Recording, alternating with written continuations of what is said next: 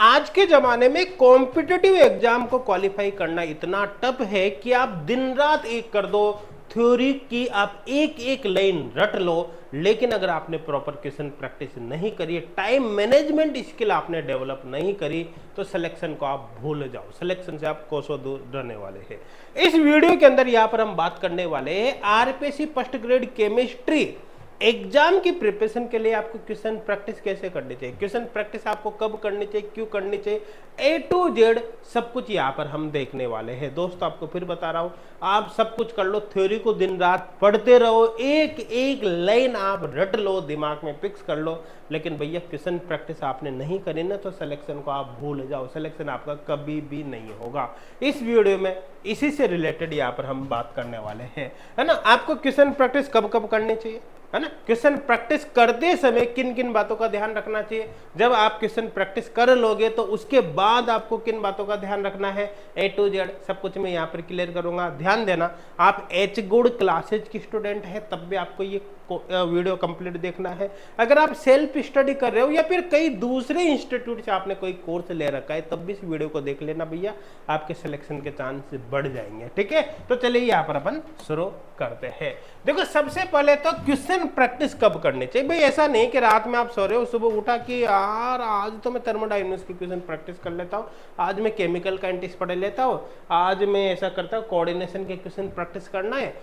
बिल्कुल भी भैया ऐसे मत करना, नहीं तो आपका कुछ भी नहीं होगा, ये आप लिख के रख लेना। ठीक है, एक्चुअली इसका एक प्रॉपर स्ट्रेटजी होनी चाहिए कि क्वेश्चन प्रैक्टिस आपको कब करना चाहिए। तो देखो मैं आपको बताता हूँ, जैसे आपने कोई चैप्टर स्टार्ट किया, आप सपोज करो केमिकल काइनेटिक्स आप पढ़ रहे हो, है ना, तो आज आपने अब ऐसा तो है नहीं एक दिन में आप पूरी केमिकल काइनेटिक्स को साफ कर जाओगे ना। आज आपने केमिकल काइनेटिक्स के कुछ टॉपिक पढ़े, जैसे केमिकल काइनेटिक्स क्या है, रेट लॉ क्या होता है, रेट इक्वेशन क्या होती है, आपने यहाँ पर पढ़ लिया factor affecting rate of reaction, है ना, आपने यहाँ पर पढ़ लिया कि unit of rate of reaction क्या है। इस तरह से कुछ टॉपिक आज आपने पढ़ लिए। ठीक है, ये टॉपिक मान लो आपने पढ़ लिए, तो आज आपको क्या करना है, जैसे ये टॉपिक आपके कंप्लीट होते हैं तो इनसे रिलेटेड क्वेश्चन को आपको सॉल्व करना है। ठीक है, अब इनसे रिलेटेड क्वेश्चन को सॉल्व करना है। कल की तारीख में फिर आपने पढ़ा जैसे आगे का पार्ट, हाँ, आपने ऑर्डर और मॉलिक्यूलरिटी में डिफरेंस पढ़ा, ऑर्डर ऑफ रिएक्शन क्या है, मॉलिक्यूलरिटी ऑफ रिएक्शन क्या है, साथ के साथ ही zero order reaction, first order reaction, ये आपने मान लो कल कवर कर ले, तो कल फिर इनसे रिलेटेड क्वेश्चन को आपको सॉल्व करना है ना। अब इस तरह से आपको एक चैप्टर जब तक कंप्लीट नहीं हो जाए, हाँ, उस चैप्टर के जैसे जैसे टॉपिक कंप्लीट होते जाएंगे, आपको डेली उनकी क्वेश्चन प्रैक्टिस जरूर करनी है। अब आप जब क्वेश्चन प्रैक्टिस करोगे इनकी, हाँ, टॉपिक के साथ साथ, तो आपको किन बातों का ध्यान रखना है भाई, ऐसे क्वेश्चन आपके पास होना चाहिए, है ना। जाहिर सी बात है, एक प्रॉपर क्वेश्चन बैंक आपके पास होगा जिसमें चैप्टर वाइज फॉर्म में, यहाँ तक कि टॉपिक वाइज फॉर्म में क्वेश्चन होंगे, तभी आप ऐसी क्वेश्चन प्रैक्टिस कर सकते हो, अदरवाइज नहीं कर सकते। आई थिंक क्लियर हो गया, समझ में आ गया ना। अब इस तरह से मान लो आपका पूरा चैप्टर कंप्लीट हो गया, 2-3 दिन 4 दिन के अंदर जब भी आपका केमिकल काइनेटिक्स पूरा हो गया, तो उसके बाद फिर पूरा जो चैप्टर आपका कंप्लीट हुआ ना, उसका फिर आपको ऑनलाइन टेस्ट अटेम्प्ट करना है, या फिर कोई ऐसा क्वेश्चन बैंक एक्स्ट्रा आपके पास होना चाहिए जिसके अंदर पूरे चैप्टर के क्वेश्चन हो भैया, है ना, या ऑनलाइन टेस्ट सीरीज हो तो सबसे बेस्ट है।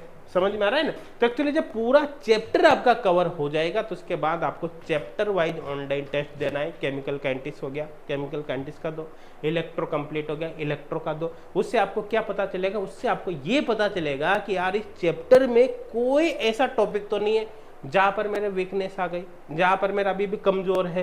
हाँ, जैसे मान लो आपको लगा कि केमिकल काइनेटिक्स में ना पूरा पढ़ लिया, इसका टेस्ट भी अटेम्प्ट किया, लेकिन केमिकल काइनेटिक्स में मैं एक्टिवेशन एनर्जी के क्वेश्चन सॉल्व नहीं कर पा रहा, इसका मतलब आपको एक्टिवेशन वाला जो पार्ट है वो दोबारा देखने की जरूरत है।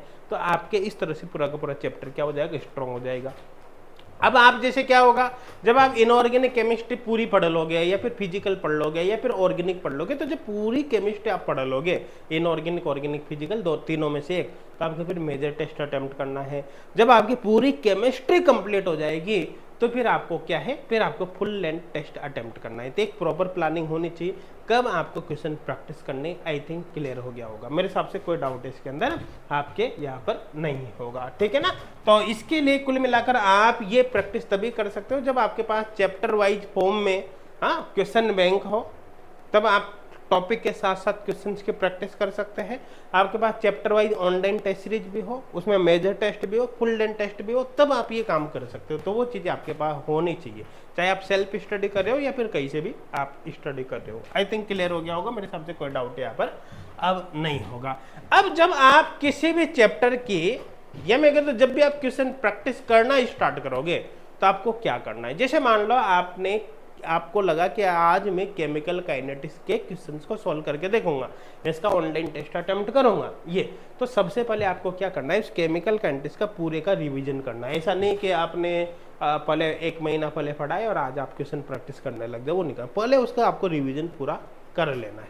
रिवीजन विशेष तौर पर आप कोशिश करो कि शॉर्ट नोट से करो, उससे आपको शॉर्ट नोट्स की अगर कोई कमी है तो भी पता चलेगी। जैसे आपने केमिकल काइनेटिक्स की क्वेश्चन प्रैक्टिस करने आज, तो केमिकल काइनेटिक्स को 10 मिनट के अंदर अंदर पूरी को रिवाइज कर लो किसे, शॉर्ट नोट्स से, क्योंकि शॉर्ट नोट्स में मेन की पॉइंट रहेंगे, 3-4 पेज के शॉर्ट नोट्स रहेंगे पूरी केमिकल काइनेटिक्स के एक चैप्टर के, उनको आप 5 से 10 मिनट के अंदर रिवीजन कर सकते हो ना। एक बार रिवीजन करोगे सारे फॉर्मूला वगैरह की पॉइंट्स वगैरह आपके दिमाग में आ जाएंगे, उसके बाद बहुत आसानी से आप उसके क्वेश्चन प्रैक्टिस करोगे तो अच्छे से क्वेश्चन अटेम्प्ट करोगे, नेगेटिव होने के चांस कम रहेंगे, अच्छे मार्क्स आएंगे, आपका कॉन्फिडेंस यहाँ पर बढ़ेगा ना। तो शॉर्ट नोट से रिवीजन जरूर करो। क्वेश्चन प्रैक्टिस आपको हमेशा टाइम बाउंड ही करनी है। जैसे मान लो ऑनलाइन टेस्ट के अंदर सपोज करो 25 क्वेश्चन है साहब, है, और आपको ये भी पता है कि आरपीएससी आपको एक क्वेश्चन अटेम्प्ट करने के लिए 72 सेकेंड का टाइम देती है, तो इसका मतलब है कि आपके पास 25 क्वेश्चन है तो आपको कितने टाइम के अंदर सॉल्व करने, 25 × 72, ऑलमोस्ट आधा घंटा होता है, तो आधे घंटे के अंदर पूरा पेपर आपको सॉल्व करना है। आई थिंक क्लियर हो गया होगा। 3 बातों का आपको ध्यान रखना है। तो कुल मिलाकर इस तरह से क्वेश्चन प्रैक्टिस के लिए ऑनलाइन टेस्ट सीरीज या फिर असाइनमेंट शीट्स वगैरह आपके पास होना बहुत ही जरूरी है। आई थिंक क्लियर हो गया, मेरे हिसाब से कोई डाउट नहीं होगा। अब क्वेश्चन प्रैक्टिस के दौरान आपको क्या करना है, आपका टेस्ट स्टार्ट हो गया, आपने किसी भी चैप्टर के ऑनलाइन टेस्ट आप अटेम्प्ट कर रहे हो, या फिर ये सब हो सकता है कि कोई आप असाइनमेंट शीट सॉल्व कर रहे हो, कुछ भी हो सकता है ना। तो टाइम बाउंड तो रहेगी सही, यहाँ पर आपको अपना माइंड सेट एग्जाम रेडी करना है ना। एग्जाम रेडी का मतलब है कि आप यूं मान के चलना कि भैया मैं यहाँ पर घर पे बैठ के टेस्ट नहीं दे रहा, मैं मेन एग्जाम हॉल के अंदर बैठ के टेस्ट दे रहा हूँ। वैसा प्रेशर आपको माइंड में रखना है, बिल्कुल वैसी सिचुएशन पैदा करनी है ना। अब उस दौरान आपको क्या है कि बिल्कुल शांत वातावरण वहां पर चूज कर लेना है। टाइमर वगैरह अगर मान लो ऑफलाइन दे रहे हो, आपको असाइनमेंट शीट सॉल्व कर रहे हो तो टाइमर या स्टॉप वॉच वगैरह काम में ले सकते हो। ऑनलाइन टेस्ट सीरीज आप दे रहे हो तो डायरेक्ट ही आपके उसी पर स्क्रीन पर टाइम आ ही जाएगा, फिर तो कोई दिक्कत है ही नहीं, है ना। साथ के साथ उस दौरान आपको मोबाइल के नोटिफिकेशन वगैरह कंप्लीट ऑफ रखने हैं, कोई आपको किसी से बात वगैरह नहीं करनी, किसी चैट का रिप्लाई नहीं करना। भाई ये से मानना है कि जैसे मेन एग्जाम हॉल में आप बैठे हो ना, एग्जाम हॉल में जब आप बैठे रहोगे तो वहां पर क्या किसी के चैट का रिप्लाई करोगे, कोई आ जाएगा तो क्या वहां पर मोबाइल के नोटिफिकेशन ऑन रखोगे, वहां तो मोबाइल नहीं रहेगा पास में, है ना। तो बिल्कुल वैसा ही आपको यहाँ पर भी मान के चलना है, मतलब किसी भी तरह का कोई डिस्ट्रक्शन नहीं होना चाहिए। समझ में आ रहा है ना। क्वेश्चन सोल्व करते समय हमेशा हर क्वेश्चन को आपको काफी केयरफुली पढ़ना है ना। आपको देखना है कि क्वेश्चन में क्या क्या डाटा दिया गया है, क्वेश्चन में क्या बोला गया है, उसके 4 ऑप्शन को अच्छे से आपको पढ़ना है, उसके बाद आपको टिक करना है ना। आपको लग भी जाए ना कि यार इसका ए आंसर होगा, इसका बी होगा, जब भी 4 ऑप्शन को आपको क्लियरली देखना है, अच्छे से समझना है, तो फिर नेगेटिव होने के चांस नहीं बनेंगे। बहुत से स्टूडेंट कहते हैं ना कि मैं अटेम्प्ट तो कर रहा हूँ, पढ़ भी रहा हूँ, सब कुछ कर रहा हूँ, लेकिन नेगेटिव बहुत सारे हो जाते हैं। नेगेटिव क्यों होते हैं भैया, क्योंकि आपने 4 ऑप्शन को देखा ही नहीं, देखा वो तो अच्छे से नहीं देखा। आपने क्वेश्चन पढ़ा, आपके अनुसार ए आंसर है, आपने तुरंत ए पे टिक कर दिया, बी सी डी आपने देखा ही नहीं, बाद में पता चला कि इसमें तो ऑल ऑफ दीज भी दे रखा है, वो आंसर है। ऐसा भी हो जाता है। आई थिंक क्लियर हो गया होगा, है ना। कभी कभी क्या होता है कि क्वेश्चन आपने पढ़ लिया, आपको कुछ ऑप्शन समझ में नहीं आता, आपको लग रहा है यार इसका ए ऑप्शन तो मेरे समझ में नहीं आ रहा, बी सी डी तो फिर भी समझ में आ रहा है। तो ऐसे केस में क्या है कि आप एलिमिनेट भी करो ऑप्शन को। आपको लग रहा है कि यार ये क्वेश्चन है ना, इस क्वेश्चन का आंसर ए तो कभी भी नहीं होगा, काट दिया, बी कभी भी नहीं होगा, काट दिया। आपको लग रहा है सी भी कभी भी नहीं होगा, काट दिया, लेकिन डी आपके समझ में नहीं आ रहा, 3 ऑप्शन कट गया, तो भैया डी आपके समझ में आए या नहीं आए, आपका आंसर डी ही होगा, है ना। तो आपको इन चीजों का ध्यान रखना है। ऑप्शन को एलिमिनेट करने का जो कॉन्सेप्ट है उसको भी आपको अच्छे से इंप्लीमेंट करना है, ताकि सिलेक्शन के चांस आपके बढ़ सके ना। क्वेश्चन पेपर सोल्व करते समय हमेशा आपको सबसे पहले इजी क्वेश्चन को ही सोल्व करना है। पूरे पेपर में देख लो, टेस्ट पेपर में अगर 25 क्वेश्चन है तो देख लो 25 में से भैया फर्स्ट क्वेश्चन आ रहा है टिक किया, सेकंड आ रहा है टिक किया, थर्ड नहीं आ रहा तो उसको मार्क कर दिया कि बाद में देख लूंगा। हाँ, इसमें टाइम लग रहा है, थोड़ा टफ क्वेश्चन है, कैलकुलेशन ज्यादा है, बाद में देखूंगा। हाँ, आगे उसको छोड़ के फोर्थ फिफ्थ सिक्स्थ पे चले जाओ, है ना। आपको लग रहा है कि अरे 5 क्वेश्चन थोड़े से टफ है, उनको बाद में देखूंगा, तो पहले राउंड के अंदर आप बचे हुए सारे इजी क्वेश्चन को अटेम्प्ट कर लो, सेकंड राउंड के अंदर फिर टफ क्वेश्चन को आपको देखना है। सिंगल एक राउंड में पूरे पेपर को अटेम्प्ट करने की कोशिश कभी मत करना। और दोस्तों एक बात बताओ आपको, जो काम आप यहाँ पर करोगे ना, आप घर पे भी वही काम कहाँ पर, वही काम आप सेम काम वहां पर एग्जाम हॉल के अंदर भी रिपीट करोगे। इसलिए हैबिट आपको अभी से ये डालने की क्वेश्चन ऐसे करना है, कम से कम 2 राउंड के अंदर मैं पेपर सॉल्व करूंगा। पहले राउंड में सारे इजी क्वेश्चन सॉल्व करूंगा, दूसरे राउंड में टफ या टेक्निकल क्वेश्चन या फिर जो न्यूमेरिकल है थोड़े से हार्ड से उनको सॉल्व करूंगा, है ना। ये कॉन्सेप्ट आप अप्लाई करोगे बहुत ज्यादा फायदा होगा।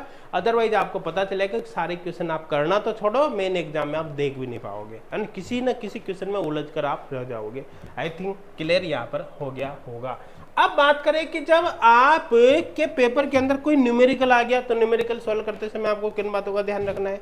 देखो न्यूमेरिकल में थोड़ा सा टेक्निकल होते हैं, थोड़ा सा आपको अच्छे से उनको देखना है ना। कई बार क्या होता है कि बच्चे ने न्यूमेरिकल पढ़ा, उसके समझ में ही नहीं आता कि यार इसमें कौन सा फॉर्मूला लगेगा। देखो इसका एक सबसे अच्छा तरीका बताओ आपको न्यूमेरिकल को अच्छे से पढ़ना है, क्वेश्चन को अच्छे से पढ़ना है। आप देखो इस क्वेश्चन के अंदर भैया क्या क्या वैल्यू आपको गिवन है। आप देखो क्वेश्चन में क्या आपको कैलकुलेट करना है, तब आपको पता चल गया कि यार ये इसमें डाटा गिवन है, ये निकालना है ना। अब आप सोचो कि इसमें कौन सा फॉर्मूला काम में आएगा, समझ में आ रहा है। तो ऑटोमेटिक जैसे आप ये चीज लिखोगे ना कि ये डाटा गिवन है, ये निकालना है, अपने आप आपका दिमाग चलेगा, आपको पता चलेगा कि कौन सा फॉर्मूला यहाँ पर काम में आएगा। तो सबसे पहले फॉर्मूले को पहचानो भैया कि कौन सा फॉर्मूला काम में आएगा। फॉर्मूले के अंदर फिर वैल्यू रखो, है ना। फिर स्टेप बाय स्टेप उसको सॉल्व करने की कोशिश करो। स्टेप बाय स्टेप सॉल्व करने के चक्कर में उसको बहुत लंबा भी मत कर देना, पता चले कि 10 मिनट वाइज लगा दो, है ना। थोड़ा सा तरीके से देखना, मतलब अपने आप को बैलेंस करके चलना, ना बहुत कम समय जिसमें आपके गलती हो जाए और ना ज्यादा समय। आई थिंक क्लियर हो गया होगा, ठीक है। और उसके बाद उसके यूनिट पे भी अच्छे से आपको ध्यान देना है। हाँ, कई बार क्या होता है कि ऑप्शन में दे रखी है किलो जूल में यूनिट, आपका आंसर आ रहा है जूल में, और एक ऑप्शन मैच करके आपने डायरेक्ट टिक कर दिया, है ना। आपने यूनिट कन्वर्ट ही नहीं किया। देखो न्यूमेरिकल के अंदर यूनिट कन्वर्जन अपने आप में बहुत इंपॉर्टेंट फैक्टर है, इसलिए आपको अच्छे से देखना है कि किस यूनिट में आपका आंसर आया, किस यूनिट में आपके ऑप्शन दे रखे, यूनिट कन्वर्ट करके आपको सेम यूनिट के अंदर ही आंसर को मैच करना है, अदरवाइज सब कुछ यहाँ पर खत्म हो जाएगा। आई थिंक क्लियर हो गया। जब आप क्वेश्चन प्रैक्टिस कर लोगे, मतलब आपका पूरा टेस्ट पेपर हो गया खत्म, उसके बाद क्या करना है, उसके बाद ऐसा नहीं कि तो पेपर हो गया ना, ठीक है, हाँ जाओ 25 नंबर मेरे आए, मेरा काम खत्म, ऐसा बिल्कुल भी आपको नहीं करना है, ठीक है। आपको अच्छे से देखना है कि जो पेपर आपने अटेम्प्ट किया उसमें भैया कितने क्वेश्चन थे। 25 क्वेश्चन थे मान लो, तो 25 में से कितने क्वेश्चन आपने अटेम्प्ट किए, कितने क्वेश्चन आपने छोड़ दिए, कितने करेक्ट क्वेश्चन किए, कितने इनकरेक्ट क्वेश्चन किए। कहीं ऐसा तो नहीं कि मेरा टाइम कम पड़ गया, हाँ टाइम 30 मिनट में मैं पूरा पेपर देख ही नहीं पाया, है ना। आप हर चीज को एनालाइज करो, है ना, क्योंकि मैं आपको बता रहा हूँ जो आप याद यहाँ पर करोगे वही काम आपको मेन एग्जाम में करोगे, इसलिए हैबिट आपको अभी से चेंज करनी है। अब जो क्वेश्चन आपने सही किए कोई दिक्कत वाली बात नहीं, सबसे बड़ा काम करना है एक तो टाइम मैनेजमेंट का ना। आपको यूँ देखो कि भाई टाइम कम तो नहीं पड़ गया ना, टाइम कम पड़ गया तो थोड़ी सी स्पीड बढ़ाने की जरूरत है। हाँ, आप ये देखो कि किस टाइप के क्वेश्चन में आप गलती कर रहे हो। हाँ, आपको देखो यार न्यूमेरिकल में मेरे ज्यादा गलती हो रही है तो भैया वहां पर जोड़ दो। आपको लग रहा है कि यार मैं यूनिट कन्वर्जन में थोड़ी सी मिस्टेक कर रहा हूँ, इसका मतलब यूनिट कन्वर्जन वाले पार्ट पर आपको फोकस करना जरूरी है। आपको लग रहा है कि मैं यार सब कुछ तो कर रहा हूँ यहाँ पर, हाँ लेकिन मुझे फॉर्मूला याद नहीं आ रहा, मैं अप्लाई नहीं कर पा रहा यार कौन सा फॉर्मूला। इसका मतलब क्या है कि आपको फॉर्मूले लर्न करने पर थोड़ा फोकस करना है। हाँ, आपको लग रहा है कि यार इस पूरे चैप्टर थर्मोडायनेमिक्स में मैं हेस लॉ वाले क्वेश्चन को सॉल्व नहीं कर पा रहा, इसका मतलब आपको हेस लॉ वाले क्वेश्चन पर ज्यादा फोकस करना है। हाँ, उनको दोबारा से पढ़ने की आवश्यकता है। तो कुल मिलाकर जब एनालिसिस करोगे तो आपको ऑटोमेटिक पता चलेगा कि कहाँ पर कमियां हैं, उस कमियों के अकॉर्डिंग फिर आप इंप्रूवमेंट करोगे, रास इंप्रूवमेंट करोगे तो बहुत अच्छा हो जाएगा ना। 1 2 3 4 टेस्ट में ही आपको लगेगा कि यार बहुत ज्यादा कॉन्फिडेंस बढ़ गया। पहले मेरे नेगेटिव ज्यादा होते थे, अब नेगेटिव कम होने लग गए। हाँ, आप कोशिश करो कि 10% से ज़्यादा नेगेटिव नहीं हो, है ना। 20 क्वेश्चन अटेम्प्ट किए तो आप कोशिश करो ज़्यादा से ज़्यादा 2 नेगेटिव शुरू में होंगे, 20 में से पता चलेगा 5 नेगेटिव कर रहे हो, 10 नेगेटिव कर रहे हो, धीरे धीरे इस चीज़ को कोशिश करोगे, बाद में आपकी एक्यूरेसी इतनी बढ़ जाएगी कि 20 क्वेश्चन पे 2 से ज़्यादा नेगेटिव फिर आपके नहीं होंगे, है ना। इस हद तक आपको अपने आप को इम्प्रूव करना है ताकि सिलेक्शन के चांस आपके बढ़ सके। अब देखो इसको मैं एक एग्जाम्पल से आपको समझाने की कोशिश करूँ। अब मैं यहाँ पर अभी एच गोड क्लासेज की स्टूडेंट की बात कर रहा हूँ कि जैसे किसी ने एच गोड क्लासेज पर कोई ऑनलाइन कोर्स ले रखा है। अब आप चाहे सेल्फ स्टडी कर रहे हो या फिर आपने कहीं से भी ज्वाइन कर रखा हो, आप अपने स्तर के अनुसार इस चीज़ को मैच करने की कोशिश करना आपका काम हो जाएगा, ठीक है ना। मान लो एक स्टूडेंट है जिसने एच गोड क्लासेज एप्लीकेशन पर आरपीसी फर्स्ट ग्रेड केमिस्ट्री का संकल्प बैच ज्वाइन कर रखा है। अब संकल्प बैच के अंदर आपको पता है वीडियो लेक्चर भी, क्वेश्चन बैंक भी है, ऑनलाइन टेस्ट सीरीज भी है, डाउट सॉल्विंग फैसिलिटी भी, ना भाई। आप सेल्फ स्टडी कर रहे हो तभी कॉन्सेप्ट सेम अप्लाई करके आप देखना आपका काम हो जाएगा, ठीक है ना। तो अब आपने जैसे कोई भी चैप्टर पढ़ा, केमिकल काइनेटिक्स पढ़ा साहब, तब केमिकल काइनेटिक्स जैसे आपने आज केमिकल काइनेटिक्स में से 5 टॉपिक आज कवर कर लिए, तो आप 5 टॉपिक के क्वेश्चन प्रैक्टिस करोगे किससे, क्वेश्चन बैंक से। क्वेश्चन बैंक में ऑलरेडी क्वेश्चन सेपरेट हो रहे है ना। क्वेश्चन बैंक से आपने क्वेश्चन सॉल्व किए, आपने देखा कि यार इन 5 टॉपिक के ये 10 क्वेश्चन है मेरे पास, 10 क्वेश्चन सोल्व किए और आपको लगे इन 10 क्वेश्चन में से 3 क्वेश्चन मेरे गलत हो गए या मैं सोल्व नहीं कर पा रहा, तुरंत के तुरंत आपने उनका सॉल्यूशन देख लिया। आपके पास है तो टेक्स्ट सॉल्यूशन मिल जाएगा या फिर वीडियो सॉल्यूशन मिल जाएगा, तो उससे आपका समय तुरंत के तुरंत बच जाएगा ना।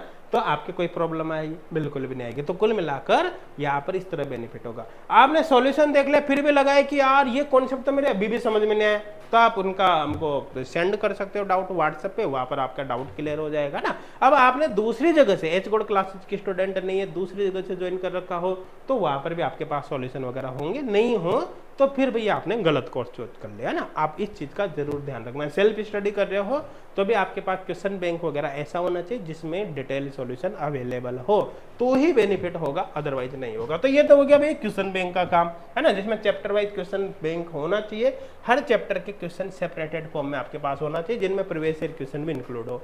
अब पूरा चैप्टर होने के बाद आप ऑनलाइन टेस्ट अटेम्प्ट करोगे, है ना। तो ऑनलाइन टेस्ट के दौरान भी आपको क्या करना है, जैसे आपने टेस्ट अटेम्प्ट किया, टेस्ट अटेम्प्ट करते आपको देखा कि यार ये 25 क्वेश्चन है, 25 क्वेश्चन में से 5 क्वेश्चन मेरे नेगेटिव हो गए, तो भैया 5 क्वेश्चन नेगेटिव किया, तुरंत आपने टेस्ट अटेम्प्ट करते उनके सॉल्यूशन देखो आप। हाँ, आप स्टेप बाय स्टेप समझो कि कहाँ पर आपने गलती कर दी, कोई चीज़ समझ में क्यों नहीं आ रही, वो आप देखो। कोई कमी रह गई तो उससे रिलेटेड कॉन्सेप्ट का फिर वीडियो लेक्चर देखो या फिर नोट्स देखो, ताकि वो कमी दूर हो सके। कोई क्वेश्चन आप अटेम्प्ट ही नहीं कर पाए, हाँ, तो उसका कॉन्सेप्ट भी देखो, उसका सॉल्यूशन देखो। तो कुल मिला के टेस्ट सीरीज भी डिटेल सॉल्यूशन के साथ आपके पास होनी चाहिए, ताकि आपका समय यहाँ पर बच सके।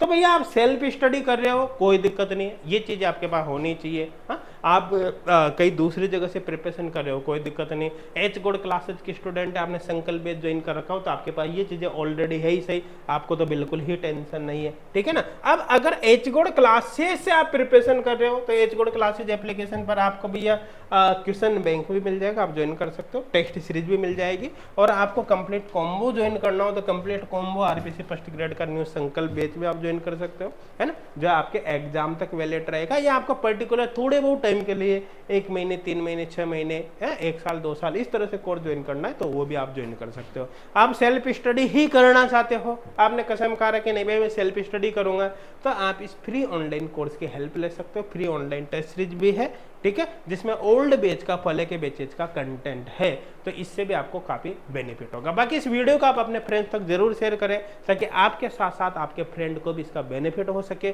ध्यान देना, आप चाहे सेल्फ स्टडी कर रहे हो या पेड कोर्स ज्वाइन करना चाहते हो, फ्री कोर्स ज्वाइन करना चाहते हो, है, आप अगर केमिस्ट्री के स्टूडेंट है और एमएससी केमिस्ट्री बेस्ड एग्जाम की प्रिपरेशन कर रहे हो, तो एच गोड क्लासेज एप्लीकेशन आपके मोबाइल में होना ही चाहिए। लिंक डिस्क्रिप्शन में भी है, डाउनलोड जरूर कर लेना। Thank you.